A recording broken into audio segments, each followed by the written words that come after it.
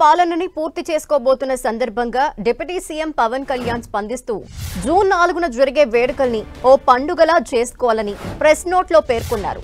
సంక్రాంతి, దీపావళి కలబోసిన పండుగలా వేడుకల్ని చేసుకోవాలని ఏపీ ప్రజలకి పిలుపునిచ్చారు.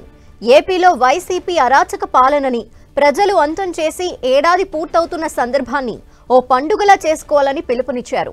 ఈ వేడుకలని విస్తృతంగా డిజిటల్ క్యాంపెయిన్ చేయాలని జనసేన శ్రేణులకు పిలుపునిచ్చారు పవన్ కళ్యాణ్.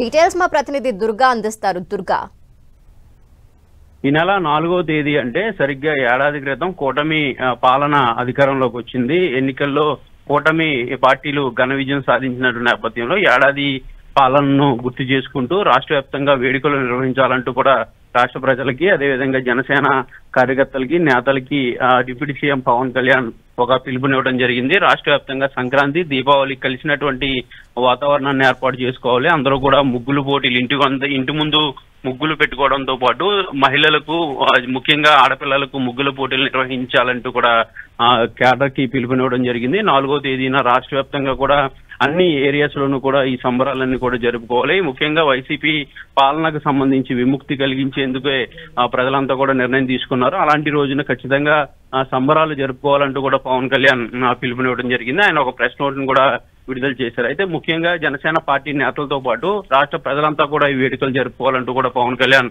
పిలుపునిచ్చారు. దీంతో పాటు ఈ వేడుకలు జరుపుకునే విధంగా డిజిటల్ క్యాంపెయిన్ కూడా నిర్వహించాలంటూ కూడా పార్టీ సోషల్ మీడియాకు ఆయన ఆదేశాలు కూడా జారీ చేయడం జరిగింది. ఒక పక్క మే 4వ తేదీన ఏదైతే వెన్నుపోటు దినంగా కూడా వైఎస్ఆర్సీపీ ఇప్పటికే పిలుపునిచ్చింది. దాన్ని కూడా రాష్ట్ర వ్యాప్తంగా వాళ్ళు చేయాలంటూ కూడా పెద్ద ఎత్తున ప్లానింగ్ కూడా చేస్తున్నటువంటి నేపథ్యంలో ఇటు జనసేన పార్టీ నుంచి కూడా 4వ తేదీన సంబరాలు చేయాలంటూ కూడా ఆ పార్టీ క్యాడర్ కి, అలాగే రాష్ట్ర ప్రజలకి కూడా పవన్ కళ్యాణ్ పిలుపునిచ్చినటువంటి నేపథ్యంలో జూన్ 4వ తేదీన రాష్ట్ర వ్యాప్తంగా కూడా జనసేన పార్టీ ఆధ్వర్యంలో ఈ కార్యక్రమాలన్నీ కూడా జరగబోతున్నాయి. ముఖ్యంగా ప్రతి ఇంటి ముందు కూడా రంగవల్లులతో అలంకరించుకోవడంతో పాటు మహిళలకు, ఆడపడుచులందరికీ కూడా ముగ్గులు పోటీలు నిర్వహించాలి. సంక్రాంతి, అదేవిధంగా దీపావళి రెండు కలిసిన పండుగ ఎలా ఉంటుందో ఆ విధంగా జరుపుకోవాలంటూ కూడా పవన్ కళ్యాణ్ పిలుపునివ్వడం జరిగింది. Okay, thank you Durga.